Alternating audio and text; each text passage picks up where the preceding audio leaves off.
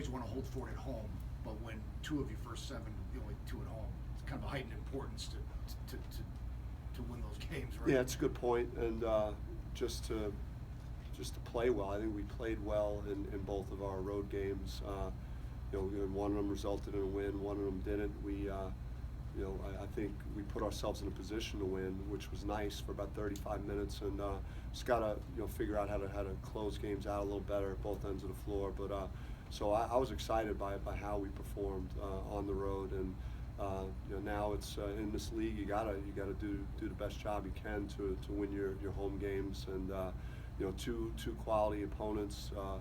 Colorado coming off an NCAA tournament season and a lot of returning players, and Johnson sitting out, and White has given them a real boost coming into the program. So and they Colorado's beaten good teams. They're very competitive with Notre Dame, beat Xavier. So they've played some good teams, got a good record. So it'll be it's an exciting week. From a competitive standpoint, are you happy with the way your team has responded after some tough nights in December that you're obviously not happy with? Yeah, I think it's been an adjustment. It's an adjustment for me, learning to coach, different lineups, and having some smaller lineups and then big. So we have flexibility with that, but we've dealt with a lot of things. We've been through some valleys, and it was a big momentum boost for our team to win at Stanford, and to go 1-0 early in conference play. I don't think we got our first road win till February, possibly last year. I know it took us 4 games to win our first conference game, so we're already ahead, and now we gotta build on that. Bobby, what do you see as what you want in those close games, the final 5 minutes? What are you looking for improvement-wise? Well, I mean, I just want us to internalize all the work that was put in for 35 minutes to get you to the point where you're up 1 or tied on the road, and then, hey, now we're going to make the plays we need to make. And some of the guys were going through some adversities of their own in those stretches where we were struggling to score, and we got to try and get past that. If our offense isn't functioning as great and we're not scoring it, we still have to we got to defend even harder then. And we gave up a couple of dunks in a short stretch, which gave Cal the ability to get a little separation from us. Is that just conditioning, coach, or more mental toughness? I don't think it's conditioning or mental toughness. I got to do a slightly better job of distributing the minutes a little better too. We the second game in 3 days, and we had to play that Stanford game right to the end, and then again the 5 guys were very high with their minutes in the mid-30s in minutes. So I got to try and maybe figure out a way to save a little gas in the tank for the end of the game. I was going to ask about the challenges of that, just how you manage your lineups, just given what limited options that you really have.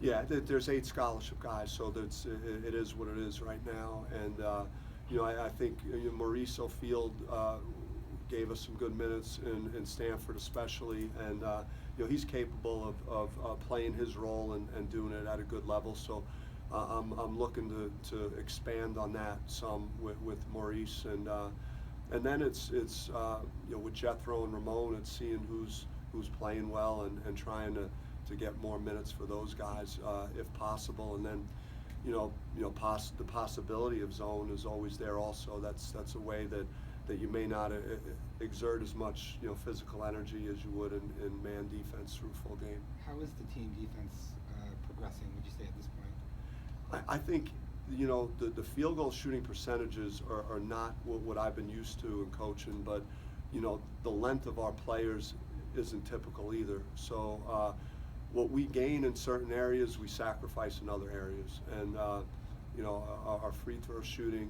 our ball security, and when we're playing well, our perimeter shooting are all major advantages for us and our ability to go off the dribble. But that comes with a price, in terms of our 2-point field goal percentage if we're not on the same page and rotating with energy and in great defensive position.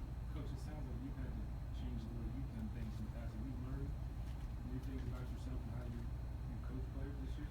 I mean, I just think that you have to just try and get the most out of your team, and that's what you're always searching for, and take advantage of the, you know, the skills of your players and the strength of your team, and that's kind of what we've been trying to do, and you know, I've always thought we could be a great shooting team and a high scoring team, but I always you know, had concerns, you know, about our defense, but you know, I thought we defended you know, very well in the Cal game through 35 minutes, and only in the last 2 minutes when they got it to around 8 or 10 did we let down at that end of the floor. So I thought we did a nice job you know, guarding in that game. How about cutting off penetration, taking a charge? I mean, how much of an emphasis are you putting on that? Yeah, I mean, Trey had a big momentum charge for us at Cal, and we're talking a lot about that with you know, with our non-shot blocking forwards. But Trey had a good one, and then he was in position for another that he didn't get the call on, but he was in the right spot. So yeah, I mean, we talk about it with our guys, and it's a part of, you know, what we need to embrace as a team. You know, being feisty, being scrappy.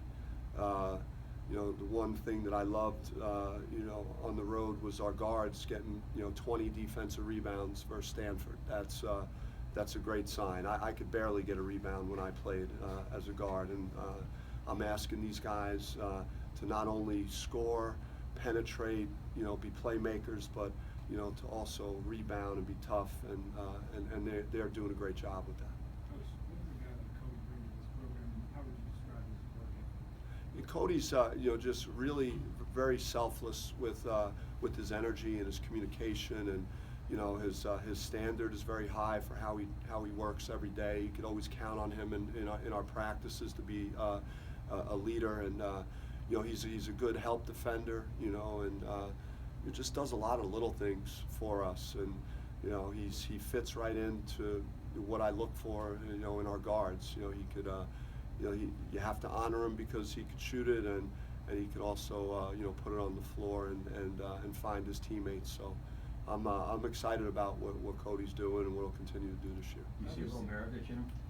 He's got you know, a swag. You know, Cody's you know, that's I like that he likes a guy, an old school guy like that had so much game, and I know that he looks up to him some. So that's nice. The others feed off his energy, don't they? What's that? The others around the team, they feed off his energy.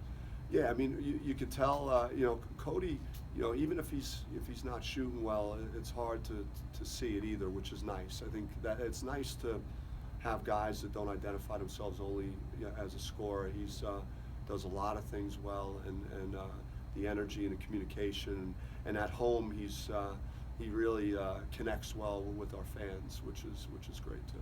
You knew you were getting with Shannon Evans after the year off. Are you happy and pleased with what he's been able to pick up right away?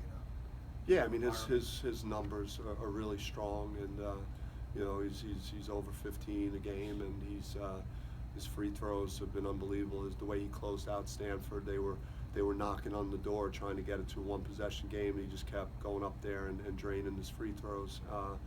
You know, his defense, I could count on him. His leadership, again, like I talked about Cody, he works, and he's got the right attitude and things that I look for. And then, you know, his assist-to-turnover ratio is very good. He's 70 assists, 30 turnovers, and you know, top 5 in the conference in assists. So he's doing a lot of things I expect him to do. You said it was like adding a McDonald's All-American. How happy are you that he decided to follow you out here to? Oh, I mean, it's you know, when he graduates and he's gone, you just hope that you have continue to bring in the quality people like him. You know, what I've been able to do with him, it's you know, one of my great memories in basketball will be, you know, winning the MAC championship as a coach the first time I won a conference championship, and to have that bond with Shannon, and he was a big part of it, and so we'll have a great relationship, and you just hope that, you know, we build it to the point we're winning at that high level, so I have those memories with some other guys. Were there some things that Cal tried to do against Graham to kind of cool him off a little bit? I just noticed that they were all over him, you know, really, and you know, with good reason. after his performance at Stanford. But so I know Bird was active and in him, and made his catches even tough. So we're gonna have to realize that teams are gonna acknowledge that, and we have to screen well. We have to our guards, when they do penetrate and draw help, we got to find guys when they're open, and Torian will get plenty of opportunities because even if he's not cleanly open, he elevates so well and gets separation from the defense, and he gets out in the open court. There's ways that we can get the ball in his hands. How impressed have you been with Obi, just considering how much you've asked of him so far this year? Yeah, I mean, Obi just he battles. He's undersized for the position that he's in. Through stretches of the game, and he's doing everything I could ask of him right now. And he had some foul issues at Stanford, which slowed him in that game. But came out right away in our Cal game and made some shots and got us off to a good start. And was statistically right there in terms of negating what Rab did for Cal. And he had some looks late in the game that I wish, I'm sure that he knows he would have liked to have connected on. But I like where he's at and where his game is right now.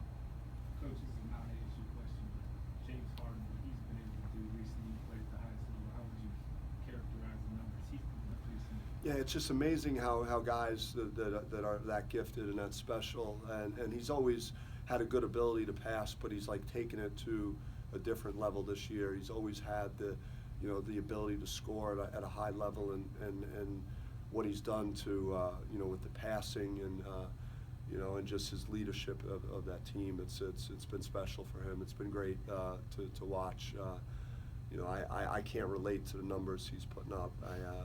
In a summer league game, pro-am with bad defense, I had 50 points and 18 assists in a game. I don't know how.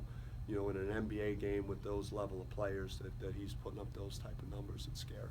Coach, have you been in contact with Coach K at all since he's announced he's had to take some time off? And just your thoughts on that? Yeah, it's I always he's someone very close to me and I care about very much. I mean we exchanged brief text message yesterday, but just his health is the number one priority. This job is a lot of work that goes into it, the recruiting piece, the preparation for games, the practices, and sometimes that could take its toll on your body, and you neglect to take care of what's most important. So hopefully he'll get his back squared away and get back out there soon. Thanks, guys. Thanks, Coach.